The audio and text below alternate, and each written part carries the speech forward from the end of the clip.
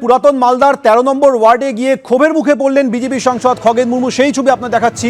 পুরাতন মালদার গ্রামবাসীদের ক্ষোভের মুখে পড়লেন বিজেপি সাংসদ।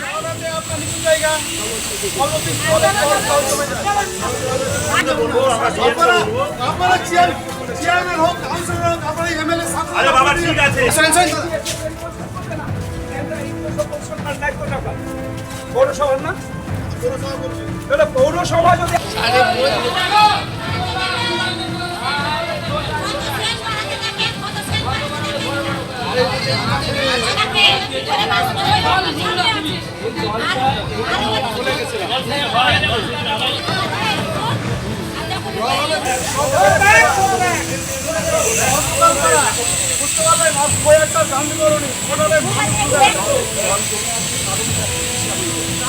আমাদের সঙ্গে রয়েছে আমাদের প্রতিনিধি করুণাময় সিংহ। করুণাময়, কি কারণে গ্রামবাসীদের ক্ষোভের মুখে পড়লেন বিজেপি সাংসদ?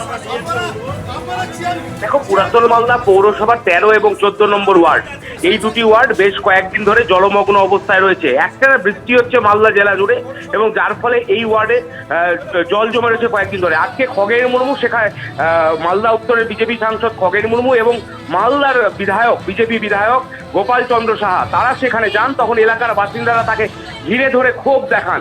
এলাকার বাসিন্দাদের অভিযোগ যে দীর্ঘদিন ধরে তারা এই সমস্যায় রয়েছেন। প্রতি বছরই বর্ষাকালে তাদের এই 13 এবং 14 নম্বর ওয়ার্ড জলমগ্ন অবস্থায় থাকে, দুর্ভোগে পড়েন তারা। কিন্তু সেই দুর্ভোগ কমানোর কোনো ব্যবস্থা সাংসদ বা বিধায়ক নেননি। ভোটের সময় তারা আসেন এবং তারপর তাদের দেখা মেলে না। সেই কারণেই এই ঘিরে ধরে বিক্ষোভ দেখান। যদিও সাংসদ মনে করছেন যে শাসক দল তৃণমূল কংগ্রেসের উস্কানিতেই কিছু মানুষ এই ধরনের ক্ষোভের কথা তাকে জানিয়েছেন, যদিও তৃণমূল এই অভিযোগ অস্বীকার করেছে। সৌমেন, ধন্যবাদ করুণাময়। অর্থাৎ প্রত্যেকবার একই ছবি সামনে আসে, কিন্তু কেউই, সেটা বিধায়ক কিংবা সাংসদ, কেউই তাদের এই দুর্ভোগ থেকে বের করে আনার জন্য কোনো পদক্ষেপ করেন না বলে অভিযোগ করেছেন গ্রামবাসীরা।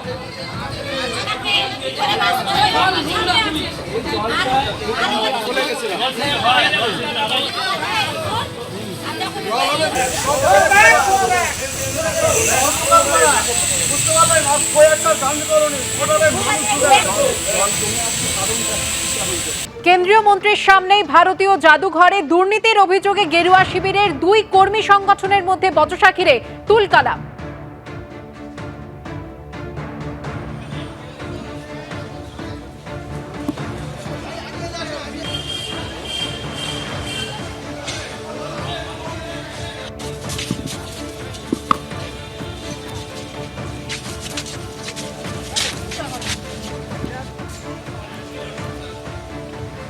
বিজেপি ঘনিষ্ঠ কর্মী ইউনিয়নের যেমনটা দাবি, 2018 ক্যাগ রিপোর্ট অনুযায়ী নিয়োগ বরাদ্দ নিয়ে একাধিক দুর্নীতির অভিযোগ রয়েছে ভারতীয় জাদুঘরে।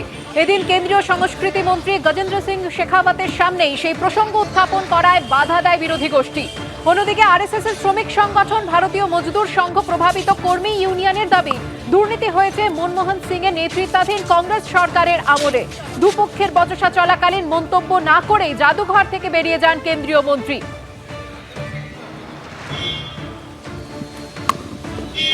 ভারতীয় জাদুঘর থেকে বেরিয়ে যাচ্ছেন কেন্দ্রীয় মন্ত্রী, সেই ছবি আপনারা দেখতে পাচ্ছেন।